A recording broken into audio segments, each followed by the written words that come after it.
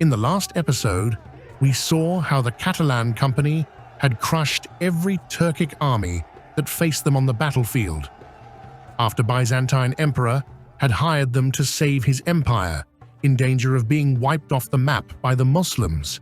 But not everyone was happy with the exploits of the newly arrived Franks, especially the son of the Emperor Michael, felt a deep hatred and jealousy, since he had only found defeat in a considerable period of time, whilst Roger de Flor and his Catalans had triumphed overwhelmingly, despite being clearly outnumbered. Besides, the Byzantine nobility felt threatened by the martial skill of these Franks, who they felt could conquer their empire at will. Welcome to the second episode of the Catalan Company in the East, one of the most fascinating deeds of arms, where all sorts of actions are met, from epic military victories to criminal acts such as the looting and abuse of native Christian population.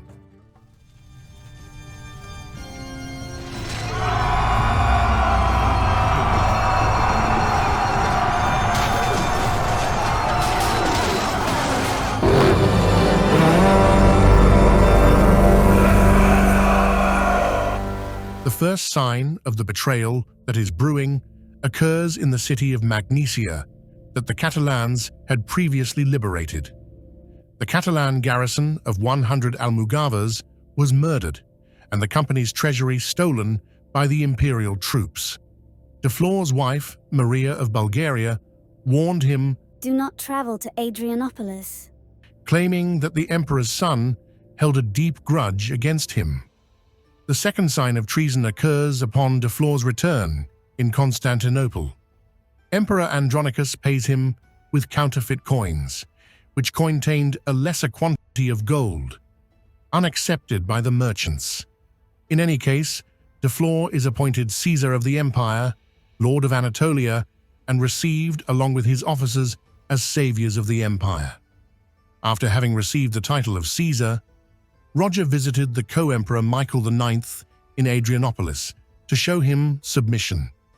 The meeting between the two leaders took place on April 28th, and for 2 days, the co-emperor splendidly honored the Caesar's host. On April 4th, 1305, while dining with the emperor's son in Adrianopolis, Roger de Flor and his retinue of 300 knights and 1,000 Almogavars were vilely murdered by the Byzantines, assisted by Alans and Turkople mercenaries. Catalan soldiers and merchants are persecuted alike and killed in a merciless hunt throughout Byzantine territory, in collusion with the Genoese, historical enemies of the Catalans, for the dominion of Western Mediterranean area. According to Muntaner, only 3 bodyguards of Roger could leave the city: Ramon Alker, Knight of Ampurias, Ramon de Taus, and Bernat de Raudor, who were spared after putting such an heroic defense that the co-emperor said it would be shameful to have them dead. Several dramatic scenes took place in the streets of Adrianopolis. Here goes one of them, written by the imperial chief of justice, Georgios Pachimeris.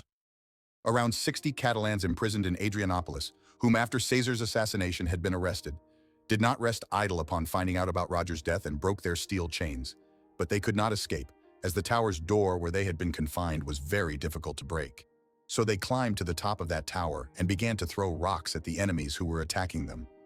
However, they did not manage to escape, and some of them surrendered, while others fought to the death.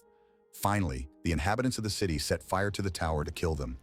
Despite the fact that the fire was getting bigger and bigger, the Catalans did not give up their brave spirit, but instead stripped and threw their clothes into the fire to try to calm the flames. As the flames were already impossible to avoid, they decided to voluntarily throw themselves into the fire, not without first making the sign of the cross. 2 of them, blood brothers, hugged each other tightly and ended up throwing themselves into the void from the top of the tower, dying on the spot. Since another Catalan who was with them had a great fear of committing suicide, his companions pushed him into the fire.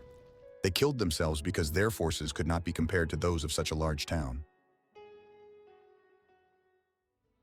Let's now look into the writings of the Greek chronicles in order to have a secondary version of the facts. We are extremely lucky to have the chronicles of contemporary authors who had interacted with our protagonists. For instance, Pachymeres was highly active in the imperial court as Chief Justice of the Byzantine Empire. Needless to say, the view of these Byzantine chroniclers is totally biased, and we will refute their accounts later. They differ from the one of Muntaner, captain and treasurer of the Catalan Company, who lived in first person most of its events.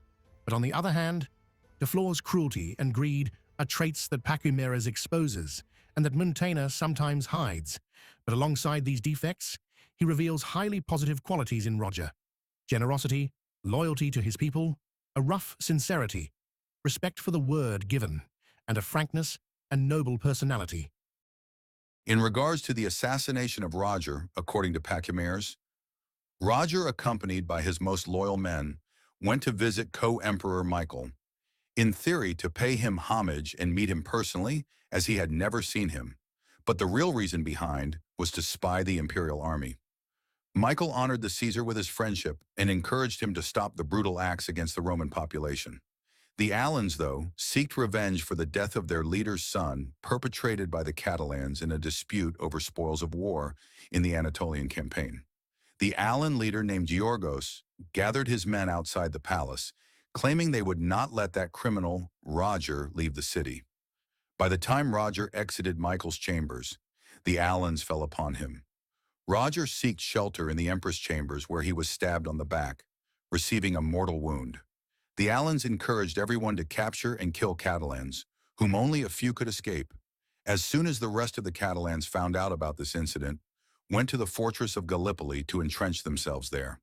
They mass murdered the Romans there, men and children alike, while getting ready to fight a tough battle. Roger, whom after leaving the rest of his forces in Gallipoli, presented himself in front of Michael with the intention of receiving the missing payments that the Imperials owed them, threatening him if necessary. That only triggered the rage that the Emperor for long time held inside against Roger, and it was the reason for many Imperial armed soldiers surrounded him and cut him and his followers to pieces in the palace area. Roger's naivety of falling into the trap set by the imperial royal family can be explained by the fact he was married to Andronicus' niece, Maria of Bulgaria, thus the emperor's nephew. Besides, Roger was incapable of detecting bad intentions in both the emperor and his son, and that was precisely the main cause of his death. In other words, victim of his loyalty towards the honorless imperial family, masters in betrayals and Byzantine plots. Secondly, the imperial financial situation is really bad, and Catalan mercenaries are more expensive than Alans and Turcopoles. Quoting Pachymeres, the only way to control such indomitable and violent force is to pay them accordingly. If unpaid, they may be even worse than enemies.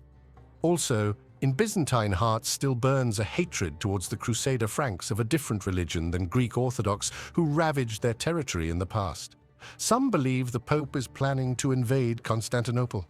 The ambition of the Sicilian Cesar Roger is endless, for he desires to establish a Catalan domain in Anatolia, with himself as its king. Finally, Michael and his father hope the rest of the mercenary force will turn tail and leave Roman territory after their leader and most of the military officers are assassinated.